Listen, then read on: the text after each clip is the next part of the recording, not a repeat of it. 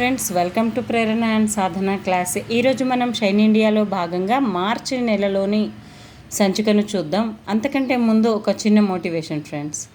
మనము చెట్లను గమనించినట్లయితే ఒక్కోసారి అది బాగా చిగురించి ఎంతో కలర్ఫుల్గా గ్రీనిష్గా సూపర్గా కనబడుతుంది. అయితే కొన్ని టైమ్స్ మొత్తం ఆకులను రాలిపోయే కాలం కూడా దానికి వస్తుంది. మళ్ళీ తను అధైర్యపడకుండా మళ్ళీ కొత్త చిగురించుతో ముందుకు వెళ్తూ ఉంటుంది. అంటే మనం కూడా ఎప్పుడైతే స్లో అవుతామో స్టడీస్లో కానీ అప్పుడు ఓవర్కమ్ అవుతూ మళ్ళీ మన గట్స్ ఏంటో చూపించడానికి, ఈ ప్రపంచానికి మనమేంటో చూపించడానికి మనకంటూ ఒక రోజు అనేది వస్తుంది అని గుర్తుపెట్టుకొని ఆత్మవిశ్వాసంతో ముందుకు వెళ్తారని ఆశిస్తూ షైన్ ఇండియాలోని మార్చి 2024లోని ఈరోజటి బుక్ చూద్దాం. కవర్ పేజీ పైన మరి భారతరత్న పురస్కారాలను ఇవ్వడం జరిగింది. భారతరత్న అనగానే ఇక్కడ నలుగురికి ఇవ్వడం జరిగింది ఫ్రెండ్స్. భారత 75వ గణతంత్ర వేడుకల గురించి ఉంది. అదేవిధంగా Andhra Pradesh vote on account budget, interim budget 2024, కేంద్ర ఓటాన్ అకౌంట్ బడ్జెట్ 2024-25 వరకు ఉంది. అలాగే తెలంగాణ ఓటాన్ అకౌంట్ గురించి కూడా ఉంది. ఇందులో నేను కొద్దిపాటి మరకే నేను ఎక్స్ప్లెయిన్ చేస్తాను ఫ్రెండ్స్. ఇంపార్టెంట్ అనిపించినవి, అదేవిధంగా మనకు గుర్తుంచుకోవడానికి ఛాన్స్ ఉన్నవి మాత్రమే. గుర్తులేనివి మనం ఎంత నేర్చుకున్నప్పటికీ వాటి ద్వారా ప్రయోజనం లేదు. కాబట్టి నేను ఆ విధంగా చదువుతున్నాను, మీకు కూడా అదేవిధంగా చెప్పడానికి ట్రై చేస్తాను ఫ్రెండ్స్. అయితే జనవరిలో జరిగిన గణతంత్ర వేడుకలు 75వ గణతంత్ర దినోత్సవ వేడుకలు జరిగాయి. అయితే దీనికి స్పెషల్గా వచ్చిన గెస్ట్ ఎవరంటే ఫ్రాన్స్ అధ్యక్షుడు ఇమాన్యుయల్ మేక్రాన్.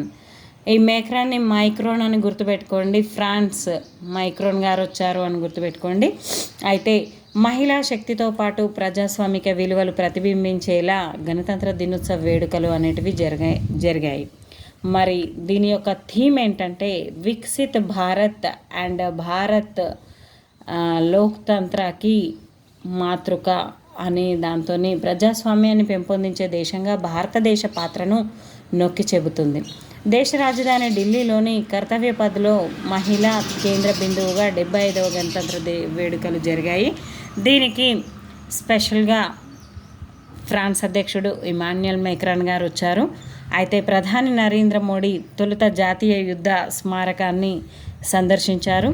అయితే దేశ రక్షణలో ప్రాణాలు దిగిన సైనిక వీరులకు ఘనంగా నివాళులు అర్పించారు. అనంతరం కర్తవ్య పథ్లో గణతంత్ర వేడుకలు ప్రారంభమయ్యాయి. సాంప్రదాయ గుర్రపు బగ్గీలో చాలా ఇంపార్టెంట్ ఫ్రెండ్స్, ఈసారి కొత్తగా తీసుకొచ్చారు. గుర్రపు బగ్గీలో గణతంత్ర వేడుకల ముఖ్య అతిథి ఫ్రాన్స్ అధ్యక్షుడు ఇమాన్యుయల్ మేక్రాన్తో కలిసి రాష్ట్రపతి ద్రౌపది ముర్ము కర్తవ్య పథ్ చేరుకున్నారు. రాష్ట్రపతి ద్రౌపది ముర్ము జాతీయ పతాకాన్ని ఆవిష్కరించి వందనం సమర్పించారు.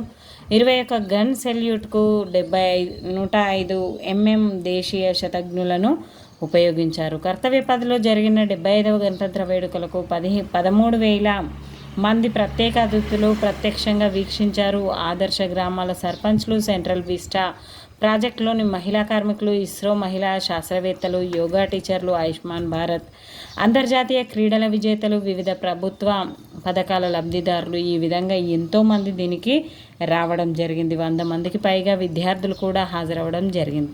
రాష్ట్రీయ బాల పురస్కారాలు అందుకున్న 19 మంది పరేడ్లో పాల్గొన్నారు. తొలిసారిగా భారతీయ సంగీత వాయిద్యాలతో 112 మంది మహిళా కళాకారులు నారీ శక్తికి ప్రతీకగా వివిధ రకాల తాళ వాయిద్యాలను వాయిస్తూ ఆవాహన్ బ్యాండ్ ప్రదర్శన నిర్వహించి పరేడ్ను ప్రారంభించారు. ఆవాహనం చేస్తున్నారు కాబట్టి ఆవాహన్. మహిళలే సభ్యులుగా ఉన్న త్రివిధ దళాలు. అయితే దీనికి ఆర్మీ, మిలిటరీ, పోలీస్ విభాగానికి చెందిన కెప్టెన్ సంధ్య నేతృత్వం వహించారు. బిఎస్ఎఫ్ బృందానికి కమాండెంట్గా మోనికా లక్రా నాయకత్వం వహించారు. కానిస్టేబుల్ అంబికా పటేల్ నేతృత్వంలో ఐటీబీపీ బ్యాండ్ కవాతు అనేది రావడం జరిగింది. ఈ విధంగా నారీ శక్తి పేరుతో విన్యాసాలు అనేటివి చేయడం జరిగింది. 265 మంది మహిళా సిబ్బంది మోటార్ సైకిళ్లపై డేర్ డెవిల్ విన్యాసాలు చేశారు. ఈ విధంగా 300 ఏళ్ల బాంబే షాపర్స్ రెజిమెంట్ చరిత్రలో తొలిసారిగా అందరూ పురుషులే ఉన్న బృందానికి 31 ఏళ్ల మేజర్ దివ్య తాగి సారథ్యం వహించారు. మహిళా అధికారులు దీప్తి రాణా, ప్రియాంక సేగ్దా, ఆయుధ లొకేషన్ గుర్తింపు, రాడార్, పినాకా, రాకెట్ వ్యవస్థలకు నేతృత్వం వహించారు. ఫ్రాన్స్కు చెందిన 95 మంది సభ్యుల కవాతు 30 మందితో కూడిన సైనిక వాయిద్య బృందం కూడా కర్తవ్య పథలో జరిగిన పరేడ్లో పాల్గొన్నాయి. ఈ విధంగా అమరవీరులకు స్మరించుకుంటూ తెలంగాణ శకటాన్ని తీర్చిదిద్దారు. దీనికి జై జై హే తెలంగాణగా నామకరణం చేశారు. అయితే జై జై హే తెలంగాణ అనేది రాసిన అందెశ్రీ, ఈ పల్లవితో ప్రజాకవి అందశ్రీ రాసిన గీతం విశేష ప్రాచుర్యం పొందింది. శకటంలో కొమరం భీం, రామ్జీ గోండు, చాకలి ఐలమ్మ వంటి పోరాట యోధుల విగ్రహాలు ప్రదర్శించారు. విద్యారంగం థీమ్తో ఆంధ్రప్రదేశ్ శకటాన్ని ప్రారంభించారు. ఆంధ్రప్రదేశ్ రాష్ట్ర ప్రభుత్వం విద్యారంగంలో చేపట్టిన సంస్కరణలకు అద్దం పట్టేలా ఆంధ్రప్రదేశ్ పాఠశాల విద్యను మార్చడం, విద్యార్థులకు ప్రపంచవ్యాప్తంగా పోటీ పడేలా చేర్చడం అనే ఇతివృత్తంతో ఆంధ్రప్రదేశ్ శకటాన్ని ప్రదర్శించారు. ఈ విధంగా కర్తవ్యపథ్ వద్ద ఆనంద సూత్ర పేరుతో దేశంలోని వివిధ ప్రాంతాల సంస్కృతులకు ప్రతిబింబించేలా 1900 చీరలతో అనంత సూత్ర 1900 చీరలతో ఏర్పాటు చేసిన ప్రత్యేక ప్రదర్శన వీక్షకులను ఆకట్టుకుంది. ఈ విధంగా QR కోడ్స్ను స్కాన్ చేసి చీరల అల్లిక, ఎంబ్రాయిడరీ గురించి తెలుసుకునే వీలు కల్పించారు. 150 ఏళ్ల క్రితం నాటి చీరను కూడా ప్రదర్శనలో ఉంచారు. ఈ విధంగా ప్రత్యేకంగా నిలిచింది ఫ్రెండ్స్. అయితే ఫ్రాన్స్ అధ్యక్షుడు ఇమాన్యుయల్ మేక్రాన్ భారత్ పర్యటన అనేది ఇక్కడ జైపూర్కు పర్యటించిన తర్వాత ఇమాన్యుయల్ మేక్రాన్ 2 రోజుల భారత్ పర్యటనలో భాగంగా జనవరి 25న రాజస్థాన్ రాజధాని అయినటువంటి జైపూర్ నగరానికి చేరుకున్నారు. తొలుత మేక్రాన్ నగర శివార్లోని యునెస్కో ప్రపంచ వారసత్వ ప్రదేశమైన 16వ శతాబ్దానికి చెందిన అమర్ కోటను ఈయన సందర్శించడం అనేది జరిగింది. ఈ విధంగా మనకి అంతేకాకుండా మేక్రాన్తో ప్రధాని నరేంద్ర మోడీ ద్వైపాక్షిక చర్యలు చేసుకున్నారు. సంగనేరి గేట్ వరకు ఫ్రాన్స్ అధ్యక్షుడు ఇమాన్యుయల్ మేక్రాన్ ప్రధాని నరేంద్ర మోడీ రోడ్ షోలో పాల్గొన్న అనంతరం అక్కడి నుంచి తాజ్ రాంబాగ్ ప్యాలెస్కి చేరుకొని ద్వైపాక్షిక చర్చలు నిర్వహించడం జరిగింది. 2026ను భారత్ ఫ్రాన్స్లో ఆవిష్కరణల సంవత్సరంగా జరుపుకోవాలని నిర్ణయించారు. ఇప్పుడు అది 2026కు.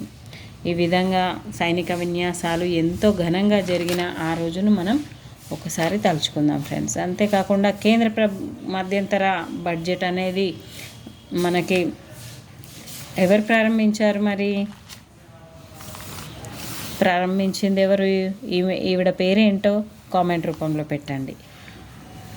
ఎవరు మనకు ఆర్థిక శాఖ మంత్రిగా ఉన్నారో చెప్పండి ఫ్రెండ్స్. అంతేకాకుండా ఆంధ్రప్రదేశ్ ఓటాన్ అకౌంట్ గురించి కూడా ఇవ్వడం జరిగింది. వీటన్నిటి నెంబర్స్ మనం గుర్తుపెట్టుకోవాలంటే చాలా కష్టం. మీకు వీలైతే మీరు గుర్తుంచుకోండి ఫ్రెండ్స్. నాకు మాత్రం వీటి గురించి అవగాహన చాలా తక్కువ. ఓకే ఫ్రెండ్స్, అయితే భారతరత్న పురస్కారం చాలా ఇంపార్టెంట్, ప్రతిష్టాత్మకమైన, భారతదేశంలో ప్రతిష్టాత్మకమైన మొట్టమొదటి అత్యంత ముఖ్యమైన పురస్కారం భారతరత్న పురస్కారం. దీన్ని LK Advani, PV Narasimha Rao, Chowdary Charan Singh, MS స్వామినాథన్లకు ఇవ్వడం జరిగింది. మరియు LK Advani full name Lal Krishna Advani. ఈ విధంగా 9వ తాజా ప్రకటనలో ఈ ఏడాది మొత్తం 5గురికి భారతరత్న పురస్కారం దక్కింది. అంతకుముందు 2024 జనవరి 23న బీహార్ దివంగత ముఖ్యమంత్రి, ప్రఖ్యాత సామాజికవేత్త కర్పూరి ఠాకూర్కి కేంద్ర ప్రభుత్వం భారతరత్న పురస్కారాన్ని ప్రకటించింది. ఒకే ఏడాదిలో ఇంతమందికి భారతరత్న ఇవ్వడం ఇదే తొలిసారి. అంటే కర్పూరి ఠాకూర్కి అంతకుముందే జనవరి 23న ఇవ్వడం జరిగింది. అయితే 1999లో అత్యధికంగా 4గురికి ఈ గౌరవం దక్కింది. 2024 ఏడాది భారత అవార్డులను ప్రకటించిన 5గురిలో 4గురికి మరణానంతరం అవార్డు దక్కింది. ప్రస్తుత అవార్డుకి ఎంపికైన వారిలో ఎల్కే అద్వానీ మాత్రమే జీవించి ఉన్నారు. రథసారథి ఎల్కే అద్వానీ అనే ఆయన గురించి ఇవ్వడం జరిగింది ఫ్రెండ్స్. ఈ విధంగా ఆర్థిక సంస్కరణలకు ఆద్యుడు పివి నరసింహారావు గారు, అపర మేధావి, బహుభాషా కోవిదుడు పేరు పొందిన పివి నరసింహారావు 1921 జూన్ 28న ఉమ్మడి వరంగల్ జిల్లా నర్సంపేట మండలం లక్నేపల్లి గ్రామంలో రుక్మాబాయి సీతారామారావు దంపతులకు జన్మించారు. కరీంనగర్ జిల్లా భీమదేవరపల్లి మండలం వంగర గ్రామానికి చెందిన పాములవర్తి రంగారావు, రుక్మిణమ్మ దంపతులు సంతానం లేని కారణంగా ఆయన్ని దత్తత చేసుకోవడంలో అప్పటి నుంచి పాములవర్తి వెంకట నరసింహారావు అయ్యారు. వంగర్లో ప్రాథమిక విద్యను ప్రారంభించి ఆ విధంగా ఉన్నత స్థాయికి ఎదగడం అనేది జరిగింది. ఈయన నిజాం ప్రభుత్వానికి వ్యతిరేకంగా 300 మంది విద్యార్థులతో కలిసి ఉస్మానియా విశ్వవిద్యాలయంలో వందే మాతర గీతం కూడా ఆలపించారు. ఫలితంగా కళాశాల నుంచి ఈయనను బహిష్కరించడం అనేది కూడా జరిగింది. ఎన్నో రకాలుగా అయిన తొలిసారిగా హన్మకొండ ఎంపీగా గెలిచిన ఆయన 1984, 89, 91, 96లలో జరిగిన ఎన్నికల్లో మహారాష్ట్రలోని రామ్టెక్, కర్నూలు జిల్లా నంద్యాల, ఒడిశాలోని బరంపూర్ లోక్సభ స్థానాల నుంచి ప్రాతినిధ్యం వహించారు. కేంద్రంలో మాజీ ప్రధానులు ఇందిరాగాంధీ, రాజీవ్ గాంధీ ప్రభుత్వాల్లో హోం, రక్షణ, విదేశీ వ్యవహారాలు, మానవ వనరుల అభివృద్ధి మంత్రిత్వ శాఖల బాధ్యతలు స్వీకరించారు. ఎప్పుడెప్పుడు మరి ఇందిరాగాంధీ మరియు రాజీవ్ గాంధీ ప్రభుత్వంలో ఈయన విదేశీ వ్యవహారాలు, మానవ వనరుల అభివృద్ధి శాఖ మంత్రిగా వర్క్ చేయడం జరిగింది. ప్రధాన పదవి చేపట్టిన తొలి తెలుగు వ్యక్తిగా నిలిచిపోయింది పివి నరసింహారావు గారు. రాజీవ్ గాంధీ మరణానంతరం అనూహ్యంగా ప్రధానమంత్రి అయ్యారు. 1991 జనవరి 21న ప్రధానిగా బాధ్యతలు స్వీకరించారు. ఈయన 1991 నుంచి 96 వరకు భారత ప్రధానిగా ఉన్న ఆయన ఆ పదవి చేపట్టిన తొలి దక్షిణాది ఏకైక తెలుగు వ్యక్తిగా ఘనత సాధించారు. నెహ్రూ, గాంధీ కుటుంబ సభ్యులు కాకుండా కాంగ్రెస్ నుంచి ప్రధానిగా ఎన్నికైన తొలి వ్యక్తి కూడా ఈయనే కావడం విశేషం. ఆర్థిక సంస్కరణల అమలులోనికి తెచ్చిన పివి నరసింహారావు గారు. అందుకని ఈయనకి భారతరత్న అవార్డుతో ఈయననే పురస్కరించడం అనేది జరిగింది ఫ్రెండ్స్. పివి నరసింహారావు యొక్క మరి రచనలు ఏమున్నాయి? గొల్ల రామవ్వ అనే నవలలో అలనాటి రజాకారుల ఆగడాలను ప్రస్తావించారు. ప్రముఖ కవి, జ్ఞానపీఠ పురస్కార గ్రహీత విశ్వనాథ సత్యనారాయణ రాసిన 1000 పడగలు గ్రంథాన్ని పివి నరసింహారావు సహస్రపాన్ పేరుతో హిందీలోకి అనువదించారు. మరాఠా రచయిత హరి నారాయణ్ ఆమ్టే చేసిన నవల లక్ష్మణ్ కోన్ గోత్తేను అబల జీవితంగా తెలుగులోనికి అనువదించారు. తన కథను కాల్పనిక నవల ఇన్సైడర్గా రచించారు. అయోధ్య పేరుతో మరో వచన గ్రంథాన్ని వెలువరించారు. ఈ విధంగా 17 భాషల్లో ఎంతో అగ్రగణ్యుడిగా నిలిచిన ఈయన ఢిల్లీలో డిసెంబర్ 23న తర్వాత 19,000 ఏళ్ల అనంతరం ఆయనకు కేంద్ర భారతరత్న ప్రకటించడం. ఆయనకు 3 కుమారులు, 5 కుమార్తెలు ఉన్నారు ఫ్రెండ్స్. రైతుల ఆపద్బాంధవుడు చౌదరి చరణ్ సింగ్. ఈయన 1902 డిసెంబర్ 23న ఉత్తరప్రదేశ్లోని మీరట్ జిల్లా నూర్పూర్ గ్రామంలోని రైతు కుటుంబంలో ఈయన జన్మించారు. మరి చౌదరి చరణ్ సింగ్ డిసెంబర్ 23న జన్మించిన ఆ తేదీనే రైతు దినోత్సవంగా జరుపుకుంటాం. ఈయనను రైతు బాంధవుడిగా కూడా కొలవడం జరుగుతుంది. అదేవిధంగా ఈయన 23 రోజులు మాత్రమే వర్క్ చేయడం జరిగింది. మొరార్జీ దేశాయ్ తర్వాత ప్రధాన పదవి చేపట్టిన రెండో కాంగ్రెసేతర నాయకుడు చరణ్ సింగ్. అయితే కేవలం 23 రోజులే పదవిలో కొనసాగారు. 23 రోజులకే ఇందిరాగాంధీ ఆయన ప్రభుత్వానికి మద్దతు ఉపసంహరించుకున్నారు. ఆగస్టు 21 నుంచి 1980 జనవరి 14 దాకా ఆపద్ధర్మ ప్రధానిగా ఈయన వర్క్ చేయడం అనేది జరిగింది. ఈ విధంగా రైతులకు ఎన్నో రకాలుగా ఈయన పాటుపడ్డారు కాబట్టి ప్రతి ఏటా కిసాన్ దివస్గా చరణ్ సింగ్ జయంతి 1987 మే 29న 84 ఏళ్ల వయసులో చరణ్ సింగ్ మరణించారు. ఆయన జయంతి డిసెంబర్ 23ను ఏటా కిసాన్ దివస్గా ప్రకటిస్తున్నారు. రైతుల కోసం చేసిన సేవలకు గాను ఢిల్లీలో చరణ్ సింగ్ స్మారకానికి కిసాన్ ఘాట్ అనే పేరు పెట్టడం కూడా జరిగింది. ఈ విధంగా ఎంతో కృషి చేశారు కాబట్టి చరణ్ సింగ్ గారికి భారతరత్న పురస్కారంతో సత్కరించడం జరిగింది ఫ్రెండ్స్. భారత హరిత విప్లవ పితామహుడు స్వామినాథన్కి, ఎంఎస్ స్వామినాథన్ గారికి కూడా ఇవ్వడం జరిగింది. ఈయన తమిళనాడు రాష్ట్రంలో కావేరీ డెల్టా ప్రాంతంలోని అప్పటి మద్రాస్ ప్రెసిడెన్సీలోని కుంభకోణంలో ఆగస్టు 7న జన్మించడం జరిగింది 1925లో. ఈ విధంగా ఈయన కూడా హరిత విప్లవ పితామహుడు అని పిలుస్తాము. అదేవిధంగా అమెరికా శాస్త్రవేత్త నార్మన్ బోర్లాగ్తో కలిసి పనిచేయడం కూడా జరిగింది. స్వామినాథన్ రామన్ మేగసెసే, ఇందిరాగాంధీ శాంతి బహుమతి సహా అనేక పురస్కారాలు అందుకున్నారు. రామన్ మేగసెసే 1971లో, Robert Einstein world science 1986, environmental achievement 1991. ఈ విధంగా ఎన్నో రకాల పురస్కారాలను ఈయన అందుకోవడం అనేది జరిగింది. అయితే భారతరత్న పురస్కారం గురించి కొన్ని ముఖ్య విషయాలు. భారతరత్న భారతదేశ అత్యున్నత పౌర పురస్కారం. దీన్ని 1954 జనవరి 2న ఏర్పాటు చేశారు. దేశ ప్రధానమంత్రి ఈ అవార్డు స్వీకర్తల పేర్లను రాష్ట్రపతికి సిఫార్సు చేస్తారు. ఇంతకు మించి మరే అధికారిక సిఫార్సుల అవసరం ఉండదు. గతంలో ఈ పురస్కారాన్ని కళలు, సాహిత్యం, శాస్త్ర, ప్రజాసేవ రంగాల్లో అత్యున్నత ప్రతిభ కనబర్చిన వారికే అందజేశారు. కేంద్ర ప్రభుత్వం 2011 డిసెంబర్లో ఏ రంగంలోనైనా అసమాన సేవలు అందించిన వారికి అద్వితీయ ప్రతిభావంతులకు ఈ అవార్డు ఇచ్చేలా మార్పులు చేసింది. ఒక సంవత్సరంలో భారతరత్న పురస్కారాన్ని 3 వ్యక్తులకు మించి ఇవ్వకూడదు. గ్రహీతలు ఈ అవార్డును వారి పేరుకు ముందు కానీ వెనుక కానీ ఉపయోగించకూడదు. భారతరత్న పురస్కార గ్రహీతలకు రాష్ట్రపతి సంతకంతో కూడిన సర్టిఫికేట్, రాగి ఆకు ప్రతిమను బహుకరిస్తారు. నగదు బహుమతి అనేది ఉండదు. 1977 జూలైలో జనతా ప్రభుత్వం ఈ అవార్డును రద్దు చేసింది. 1980లో మళ్ళీ కాంగ్రెస్ ప్రభుత్వం దీన్ని పునరుద్ధరించడం జరిగింది. ఈ అవార్డు అందుకున్న తొలి మహిళ ఇందిరాగాంధీ. ఆమెకు 1971లో దీన్ని ప్రకటించారు. ఈ అవార్డుని 2 విదేశీయులకు కూడా ప్రదానం చేశారు. 1987 ఖాన్ అబ్దుల్ గఫార్ ఖాన్, 1990లో నెల్సన్ మండేలాకు భారతరత్న అందజేయడం అనేది జరిగింది. ఇప్పటి వరకు 5 మహిళలకు ఈ పురస్కారం లభించింది.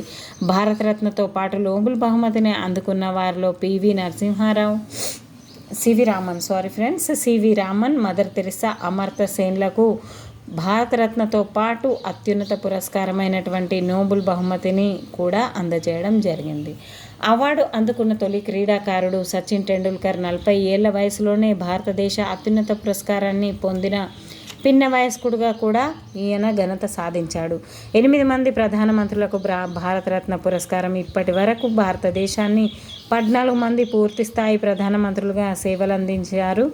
వారిలో 8 మంది భారతరత్న పురస్కారానికి ఎంపికయ్యారు. జవహర్లాల్ నెహ్రూ 1955, లాల్ బహదూర్ శాస్త్రి 1966 మరణానంతరం, ఇందిరాగాంధీ 1971, రాజీవ్ గాంధీ 1991 మరణానంతరం, మొరార్జీ దేశాయ్ 1991, వాజ్పేయి 2015లకు గతంలో ఈ అవార్డు దక్కగా తాజాగా పివి నరసింహారావు, చరణ్ సింగ్ వారి సరసన నిలిచారు. 1954 నుంచి ఇప్పటిదాకా మొత్తం మీద 53 మందికి భారతరత్న పురస్కారం అందజేశారు. భారతరత్న పురస్కారానికి ఎంపికైన 50వ వ్యక్తిగా ఎల్కే అద్వానీ గారు నిలవడం జరిగింది. ప్రధాని నరేంద్ర మోడీ యుఏఈ పర్యటన అనేది ఇక్కడిచ్చారు. హైదరాబాద్లో వింగ్స్ ఇండియా 2024 వైమానిక ప్రదర్శన అనేది జరిగింది. సింధియా, జ్యోతి ఆరాధ్య సింధియా, పౌర విమానయాన శాఖ మంత్రి జ్యోతిరాధ్య సింధియా ముఖ్య అతిథిగా పాల్గొని హైదరాబాద్లో వింగ్స్ ఇండియా దాన్ని ప్రారంభించడం జరిగింది. తొలిసారిగా మనిషి మెదడులో చిప్ అమర్చిన న్యూరాలింక్, దీన్ని ఎలాన్ మాస్క్ గారు జనవరి 29న ప్రకటించడం జరిగింది. న్యూరాలింక్ దీన్ని మనిషి మెదడుకు చిప్ అమర్చే విధానం అని అంటారు. పనిచేసే విధానం: మెదడులో న్యూరాన్స్ శరీరంలో నాడులకు, కండరాలకు, ఇతర అవయవాలకు సంకేతాలను ప్రసారం చేస్తాయి. ఈ చిప్ను అమర్చడం ఎలాన్ మాస్క్ గారు. ఉన్నత విద్యా సంస్థల్లోకి 4.33 కోట్ల మంది విద్యార్థులు రావడం జరిగింది. 66వ గ్రామీ వార్షిక అవార్డులు 2024కు గాను మరి వీటిని అమెరికాలోని లాస్ ఏంజల్స్లో ఘనంగా నిర్వహించడం జరిగింది. 80కి పైగా కేటగిరీలో గ్రామీ పురస్కారాలు అనేటివి ఇవ్వడం జరిగింది. రికార్డ్ ఆఫ్ ద ఇయర్గా Miley Cyrus, song of the ఇయర్గా బిల్లీ ఐలీ అనే మిగతా వాటిని కూడా ఒక్కసారి గమనించండి ఫ్రెండ్స్. అయితే నెక్స్ట్, సుప్రీంకోర్టు వజ్రోత్సవాలను ప్రారంభించిన ప్రధాని నరేంద్ర మోడీ. భారత సర్వోన్నత న్యాయస్థానం 2024 జనవరి 28న 75లోకి అడుగుపెట్టింది. ఈ సందర్భాన్ని పురస్కరించుకొని సుప్రీంకోర్టు వజ్రోత్సవ వేడుకలను 2024 జనవరి 28న ఢిల్లీలో ప్రధానమంత్రి నరేంద్ర మోడీ ప్రారంభించారు. ఈ సందర్భంగా ప్రధాని నరేంద్ర మోడీ సుప్రీంకోర్టు నూతన వెబ్సైట్తో పాటు డిజిటల్ రికార్డులు, డిజిటల్ కోర్టు 2.0ను ఆవిష్కరించారు. సుప్రీంకోర్టు మొదటిసారిగా 1950 జనవరి 28న ప్రారంభమైంది. సుప్రీంకోర్టు ప్రధాన న్యాయమూర్తి జస్టిస్ డివై చంద్రచూడ్ పాటు బంగ్లాదేశ్, శ్రీలంక, భూటాన్, నేపాల్, మారిషస్ దేశాల ప్రధాన న్యాయమూర్తులు, సుప్రీంకోర్టు న్యాయమూర్తుల తదితరులు ఈ కార్యక్రమంలో పాల్గొనడం అనేది జరిగింది. 1950 జనవరి 26న ప్రారంభించారు దీన్ని మొట్టమొదటిసారిగా సుప్రీంకోర్టును. ఓకే ఫ్రెండ్స్, నెక్స్ట్ బీసీసీఐ వార్షిక అవార్డుల ప్రధానోత్సవం అనేది ఇక్కడ చూడొచ్చు మనం. తెలంగాణ రాష్ట్ర ఆర్థిక శ్వేతపత్రం అనేది విడుదల జరిగింది. అంతర్జాతీయంగా చూస్తే నాటోలో స్వీడన్ చేరికకు తుర్కియా ఆమోదం అనేది తెలపడం జరిగింది. ఇజ్రాయెల్పై దక్షిణాఫ్రికా అభియోగాలు కొట్టివేసేందుకు ఐసీజే నిరాకరణ. హంగరీ అధ్యక్షురాలు కేటాలిన్ నోపక్ రాజీనామా చేయడం జరిగింది. ప్రధానమంత్రిగా మరోసారి షెహబాజ్ షరీఫ్ గారు పాకిస్తాన్ ప్రధానిగా నిలిచారు, ఎన్నికవ్వడం జరిగింది. మలేషియా కొత్త రాజుగా సుల్తాన్ ఇబ్రహీం ఇస్కందర్ రావడం జరిగింది. అంతర్జాతీయ ఉగ్రవాదులుగా హౌతీ రెబల్స్ని ప్రకటించారు. ప్రపంచంలో తొలిసారిగా నైట్రోజన్ గ్యాస్తో మరణశిక్ష అమలు చేసిన అమెరికా మరణశిక్షను నైట్రోజన్ గ్యాస్తో ఈ విధంగా చేయడం జరుగుతుంది. భారత్ ప్రపంచం ఖతార్ జైలు నుంచి భారత నౌకాదళంలో మాజీ అధికారుల విడుదల అనేది ఇవ్వడం జరిగింది. ఫ్రాన్స్, శ్రీలంక, మారిషస్లలో యూపీఐ సేవలు ప్రారంభం. అదేవిధంగా స్వేచ్ఛాయుత రాకపోకల విధానం రద్దు అనేది భారత్ మయన్మార్ల మధ్యన రద్దు అవ్వడం జరిగింది. అరేబియా సముద్రంలో భారత్ భారీ యుద్ధ విన్యాసాలు అనేది చేశారు.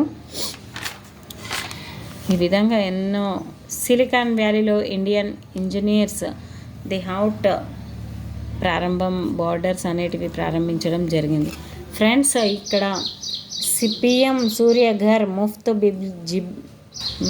ముఫ్త్ బిజ్లీ యోజన ప్రారంభం అనేది ప్రధానమంత్రి గారు ప్రారంభించడం జరిగింది. ఆది మహోత్సవం కార్యక్రమం అనేది ప్రారంభమైన ఢిల్లీలోని మేజర్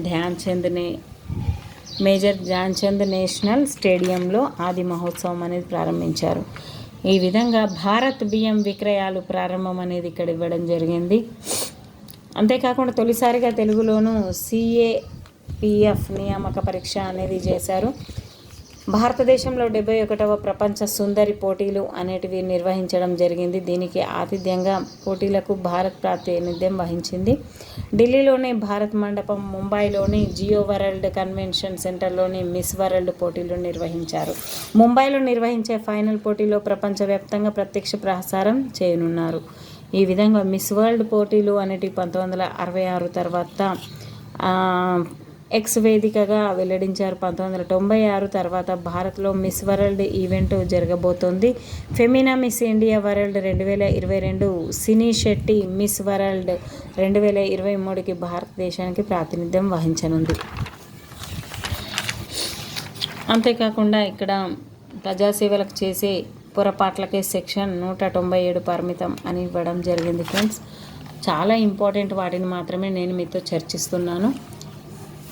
అంతేకాకుండా 2023లో రికార్డు స్థాయిలో భూతాపం అనేది చాలా ఎండ అనేది ఎక్కువగా అయిపోయింది. ఫ్రెండ్స్, ఛత్తీస్గఢ్ అడవుల్లో మొరిగే జింక అని ఇవ్వడం జరిగింది. ధంతరి, గరియాబంద్ జిల్లాల సరిహద్దులో గల ఉదంతి సీతానది టైగర్ రిజర్వ్ అడవుల్లో మొరిగే జింక కెమెరాకు చిక్కింది. ఫ్రెండ్స్, ఈ విధంగా జింబాబ్వే హ్యాంగ్ జాతీయ పార్కులో 100కు పైగా ఏనుగుల మృతి అనేది ఇచ్చారు. ఇక్కడ మిజోరాంలో కొత్త రకం పాము జాతి గుర్తింపు అనేది అయింది. మిజోరాం, కేరళ, కర్ణాటకలో ప్రముఖ జాతులకు వాయవ్య భారతదేశ జనాభాలో సంబంధాలు అనేటివి ఇచ్చారు ఇక్కడ. అంతేకాకుండా జీవ వైవిధ్యం పర్యావరణ రక్షణపై IPBES సమావేశం అనేది జరిగింది. నెక్స్ట్ ఇక్కడ ఉచిత విద్యుత్తు 500కే గ్యాస్ సిలిండర్ పథకాల అమలుకు మంత్రివర్గ ఆమోదం అనేది ఇచ్చారు. కేస్లాపూర్ నగోబా జాతర తెలంగాణ రాష్ట్రంలో నిర్వహించే 2వ అతిపెద్ద గిరిజన జాతర. మరి మొదటిది అయినప్పటికీ మేడారం జాతర దాన్ని ములుగు జిల్లాలో నిర్వహిస్తున్నారు. ఇది అతిపెద్ద గిరిజన జాతర అయినటువంటి 2వది నగోబా జాతర ఫిబ్రవరి 9 నుంచి 15 వరకు ఘనంగా జరిగింది. ఆదివాసీల ఆరాధ్య దైవం నగోబా కొలువుదీరిన ఆదిలాబాద్ జిల్లా ఇంద్రవెల్లి మండలం కేస్లాపూర్లో జాతర జరుగుతుంది. ఆదిలాబాద్కి చెందిన ఆదివాసీయులైన మెస్రం వంశస్థుల ఆరాధ్య దైవం నగోబా గోండుల దేవుడు. సర్పజాతిని పూజించడమే ఈ పండగ ప్రత్యేకత. అమావాస్య రోజు తమ ఆరాధ్య దైవమైన నగోబా శేషనారాయణ మూర్తి పురివిష్ణి నాట్యమారుతాయని గిరిజనుల ప్రగాఢ విశ్వాసం. కృష్ణా జలాలు ప్రాజెక్టుల అప్పగింత అంశంపై తీర్మానం ఆమోదం అనేది ఇవ్వడం జరిగింది. నంది స్థానంలో ప్రజాయుద్ధ నౌక గద్దర్ పేరుతో పురస్కారాలు. హైదరాబాద్లోని రవీంద్ర భారతి గద్దర్ ఫౌండేషన్ ఆధ్వర్యంలో గద్దర్ జయంతి వేడుకలు జనవరి 31న నిర్వహించారు. సాంస్కృతిక పర్యాటక శాఖల మంత్రి జూపల్లి కృష్ణారావు అధ్యక్షతన జరిగిన సభలో ముఖ్యమంత్రి రేవంత్ రెడ్డి మాట్లాడారు. రాష్ట్ర ప్రభుత్వం పక్షాన అందజేసే నంది పురస్కారాలకు ఇకపై ప్రజాయుద్ధ నౌక గద్దర్ పేరుతో ఇస్తామని ముఖ్యమంత్రి రేవంత్ రెడ్డి ప్రకటించారు. సినిమా, టీవీ రంగస్థల కళాకారులు, కవులను వాటిని ప్రదానం చేస్తామన్నారు. ఈ విధంగా కొడంగల్ నారాయణపేట ఎత్తిపోతల పథకం 2,945 కోట్లతో ప్రారంభించడం జరిగింది. రక్తహీనత లేని తెలంగాణ కార్యక్రమం ప్రారంభం అనేది శివంపేటలో సంగారెడ్డి జిల్లా చౌటకూరు మండలం శివంపేటలో ప్రభుత్వ ఉన్నత పాఠశాలలో జాతీయ బాలికల దినోత్సవం సందర్భంగా జాతీయ బాలికల దినోత్సవం అంటే మరి జనవరి 24న రక్తహీనత లేని తెలంగాణ కార్యక్రమాన్ని సంగారెడ్డి జిల్లా చౌటకూరు మండలం శివంపేటలో ప్రారంభించడం జరిగింది. జాతీయ స్థాయిలో కాజీపేట లోకో షెడ్ను తొలి స్థానం అనేది రావడం జరిగింది. నాబార్డు తెలంగాణ ప్రాధాన్య పత్రం విడుదల అనేది ఇక్కడ చేశారు. పద్మశ్రీ అవార్డు గ్రహీతలకు 25 లక్షల సగటు బహుమతి, 25,000 పింఛను అనేది ఇవ్వడం చేస్తున్నారు ఫ్రెండ్స్. అయితే పద్మశ్రీ అవార్డుకు వెంకయ్య నాయుడు చిరంజీవి చేతుల మీదుగా పద్మశ్రీ అవార్డు గ్రహీతలకు 25 లక్షల చెక్కులను అందజేశారు. అయితే ఇక్కడ పద్మశ్రీ పురస్కారాలకు ఎంపికైన వారికి రాష్ట్ర ప్రభుత్వం తరఫున 25 లక్షల నగదు బహుమతి ఖర్చుల నిమిత్తం 25,000కు పింఛను ఇవ్వాలని నిర్ణయించడం జరిగింది. అనంతరం విభూషణ్ అవార్డు గ్రహీతలైన మాజీ ఉపరాష్ట్రపతి వెంకయ్యనాయుడు, సినీ నటుడు చిరంజీవి, పద్మశ్రీ అవార్డు గ్రహీతల గడ్డం సమ్మయ్య, వేలు అనంతాచారి, కేతానాథ్ సోమ్లాల్, దాసరి కొండప్ప, ఉమామహేశ్వరి, కూరెళ్ళ విఠలాచార్యులకు సత్కరించడం అనేది జరిగింది. తెలంగాణలో 13లో ఖేలో ఇండియా కేంద్రాలు అనేటివి స్థాపించారు. ఈ విధంగా భారతమాల 2 పథకంలోనికి కృష్ణానది వంతెన అనేది ఇచ్చారు. ఇక్కడ రాష్ట్రంలో ఓటర్లు అంతేకాకుండా ఉమ్మడి పౌరసత్వ బిల్లుకు ఉత్తరాఖండ్ అసెంబ్లీ ఆమోదం అనేది, అంతేకాకుండా అస్సాంలో ఉల్ఫా మూసివేత అనేది ఇక్కడ ఇవ్వడం జరిగింది. చాలా ఇంపార్టెంట్ ఉన్న వాటికి నేను స్ట్రెస్ చేసి మరీ చెప్తున్నాను ఫ్రెండ్స్. ఇక్కడ అంతగా బీహార్ ముఖ్యమంత్రిగా 9వసారి నితీష్ కుమార్ ప్రమాణ స్వీకారం చేయడం జరిగింది. ఈ విధంగా భారత్లో అత్యంత విలువైన కంపెనీగా రిలయన్స్ అనేది నిలవడం జరిగింది. నెక్స్ట్ ఫ్రెండ్స్, అంతేకాకుండా ఇక్కడ తమిళగా వెట్రి కలగం పేరుతో పార్టీ ప్రకటించిన తమిళ హీరో విజయ్, మెట్రోలో ప్రయాణించిన రాష్ట్రపతి ద్రౌపది ముర్ము, ఢిల్లీ మెట్రోలో ఈమె ప్రయాణించడం జరిగింది. జార్ఖండ్ నూతన ముఖ్యమంత్రిగా జార్ఖండ్ ముక్తి మోర్చా జేఎంఎం శాసనసభ పక్షనేత చంపై సోరెన్ 2024 ఫిబ్రవరి 2న ప్రమాణ స్వీకారం అనేది చేయడం జరిగింది. నెక్స్ట్, ట్రాయ్ నూతన చైర్మన్గా అనిల్ లాహోటీ, ఆర్మీలో తొలి మహిళా సుబేదార్గా ప్రీతి, రాజ్యసభ సభ్యులుగా 3 ప్రమాణం. రాజ్యసభలో 3 నూతన సభ్యులు సత్నాం సింగ్, స్వాతి మాలీలాల్, నారాయణ్ దాస్ గుప్తా ఈ విధంగా జనవరి 31న ప్రమాణ స్వీకరించారు. అంతరిక్షంలో అత్యధిక కాలం గడిపిన వ్యక్తిలో ఓలెగ్ కోనోనెంకో రికార్డు సాధించారు. ఈయన రష్యా కాస్మోనాట్. ఈ విధంగా ఇక్కడ ఇవ్వడం జరిగింది ఫ్రెండ్స్. ఉత్తమ చిత్రం ఇక్కడ 69వ ఫిలింఫేర్ అవార్డులు అనేటివి. ఉత్తమ చిత్రం 12th ఫెయిల్, ఉత్తమ చిత్రం క్రిటిక్స్ జోరామ్, ఉత్తమ దర్శకుడు వినోద్ చోప్రా ఈ విధంగా నిలవడం జరిగింది. ఉత్తమ నటుడు రణ్బీర్ కపూర్ యానిమల్, ఉత్తమ నటుడు క్రిటిక్స్ విక్రాంత్ మెస్సే 12th ఫెయిల్, ఉత్తమ నటి ఆలియా భట్ రాఖీ ఔర్ రాణికి ప్రేమ్ కహానీ, ఉత్తమ నటి క్రిటిక్స్ రాణి ముఖర్జీ, మిస్సెల్ చటర్జీ వర్సెస్ నార్వే షఫాలి షాత్రి ఆజ్ అఫ్, ఉత్తమ సహాయ నటుడు విక్కీ కౌశల్ గారు నిలవడం జరిగింది. నెక్స్ట్ క్రీడాంశాలు. ఆస్ట్రేలియన్ ఓపెన్ విజేతలుగా అరీనా సబలెంకా, జనెక్ సిన్నర్. ఇక్కడ సబలెంకా, జనెక్ సిన్నర్లు నిలవడం జరిగింది ఆస్ట్రేలియన్ ఓపెన్లో. ఐసీసీ టెస్ట్ బౌలింగ్ ర్యాంకింగ్స్లో అగ్రస్థానం అందుకున్న తొలి భారత పేసర్గా బుమ్రా గారు నిలవడం జరిగింది. ఈ విధంగా చాలా ఇంపార్టెంట్ అనేటివి ఉన్నాయి ఫ్రెండ్స్. ఒక్కసారి మీరు ఇక్కడ చూడండి, చాలా ఉన్నాయి. శ్రీలంక క్రికెట్గా నిషేధం ఎత్తివేత అనేది ఉంది. మహిళల హాకీ పైప్స్ ప్రపంచ కప్ టోర్నీలో రన్నరప్గా భారత్ అనేది నిలవడం జరిగింది. జ్ఞానవాసి మసీదు కింద పురాతన హిందూ ఆలయ అవశేషాలు అనేటివి ఉన్నాయి. ఉత్తరప్రదేశ్లోని వారణాసిలోని జ్ఞానవాసి మసీదు కింద పురాతన హిందూ ఆలయ అవశేషాలు ఉన్నాయంటూ కోర్టుకు భారత పురావస్తు శాఖ సమర్పించిన సర్వే నివేదిక అనేది వెల్లడించడం జరిగింది. జ్ఞానవాసి మసీదు కింద ఉంది ఫ్రెండ్స్. దినోత్సవాలు చాలా ఇంపార్టెంట్ అయినటువంటి మరి ఇక్కడ దినోత్సవాలను చూద్దాం. పరాక్రమ్ దివస్ జనవరి 23. ఇది పరాక్రమ్ దివస్ వేడుకలను జనవరి 23న నిర్వహిస్తాము ఫ్రెండ్స్. సుభాష్ చంద్రబోస్ గారి జయంతి సందర్భంగా అయితే సుభాష్ చంద్రబోస్ ఆపద ప్రబంధన్ పురస్కార్ 2024 ఇన్స్టిట్యూట్ విభాగంలో సుభాష్ చంద్రబోస్ ఆపద ప్రబంధన్ పురస్కారానికి 60 పారాచూట్ ఫీల్డ్ హాస్పిటల్ ఉత్తరప్రదేశ్ ఎంపిక అవ్వడం జరిగింది. జాతీయ బాలికల దినోత్సవం జనవరి 24. బాలికల దినోత్సవాన్ని జనవరి 24న జరుపుకుంటున్నాం. డిజిటల్ థీమ్ ఏంటంటే digital generation, our time is now, our rights our future. సమాజంలో బాలికల సంరక్షణ పట్ల అవగాహన కల్పించడానికి బాలికల దినోత్సవాన్ని చేసుకుంటున్నాం. జాతీయ ఓటర్ల దినోత్సవం జనవరి 25. 14వ జాతీయ ఓటర్ల దినోత్సవాన్ని జనవరి 25న 2024లో దీని యొక్క థీమ్ ఏంటంటే nothing like voting, I vote for sure అనే థీమ్తో రావడం జరిగింది. 2011 నుంచి జాతీయ ఓటర్ల దినోత్సవాన్ని జరుపుకుంటున్నాం ఫ్రెండ్స్. జాతీయ పర్యాటక దినోత్సవం జనవరి 25.